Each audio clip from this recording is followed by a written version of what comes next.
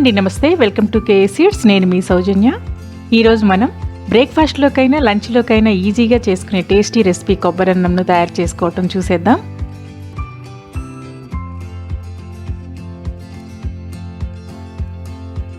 నేను ఇక్కడ వీడియోలో చూపించిన గ్లాస్తో 1 గ్లాస్ పచ్చి బియ్యాన్ని తీసుకుంటున్నాను.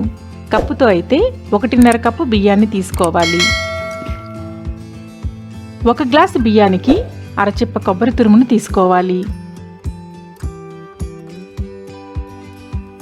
ఇప్పుడు బియ్యాన్ని 2-3 సార్లు శుభ్రంగా వాష్ చేసుకొని మనం ఏ గ్లాస్తో అయితే బియ్యాన్ని తీసుకున్నామో అదే గ్లాస్తో 2 గ్లాసుల నీళ్లను పోసుకోవాలి.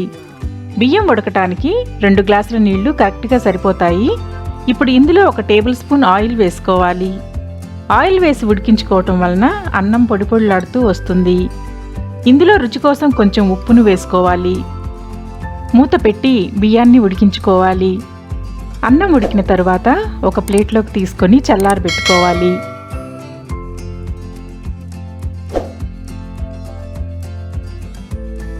ఇప్పుడు బాండీలో 1/2 కప్పు రిఫైన్డ్ ఆయిల్ని వేసుకొని వేడి చేసుకోవాలి.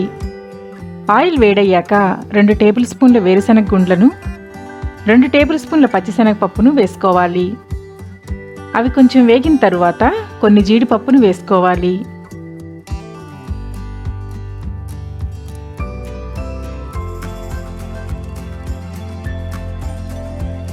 అవి లైట్ గోల్డెన్ కలర్కి వచ్చిన తరువాత 1/2 టీ స్పూన్ ఆవాలను 1/2 టీ స్పూన్ జీలకర్రను వేసుకొని 2 సెకండ్లు వేయించుకోవాలి. ఇప్పుడు ఇందులో 4 తుంచిన ఎండుమిరపకాయలను 4 మజ్జిగ చీల్చిన పచ్చిమిరపకాయలను 2 రెమ్మల కరివేపాకును కొద్దిగా ఇంగువను వేసుకొని 2 సెకండ్లు వేయించుకోవాలి.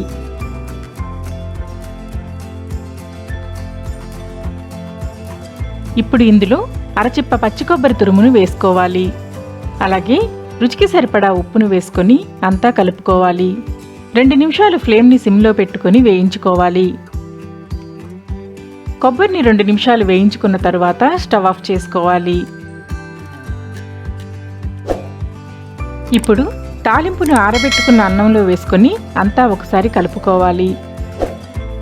చివరిగా ఉప్పు చెక్ చేసుకొని మీ రుచికి సరిపడా ఉప్పును వేసుకొని అన్నం అంతా కలిసేలాగా కలుపుకోవాలి.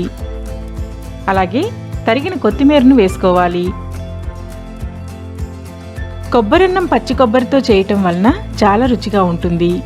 ఇందులో వేయించుకున్న పచ్చిమిరపకాయ ఎండుమిరపకాయతో కలిపి తిన్నారంటే తినేటప్పుడు కొంచెం కారంగా అక్కడక్కడ పప్పులు తగులుతూ దీని టేస్ట్ అద్దిరిపోతుంది.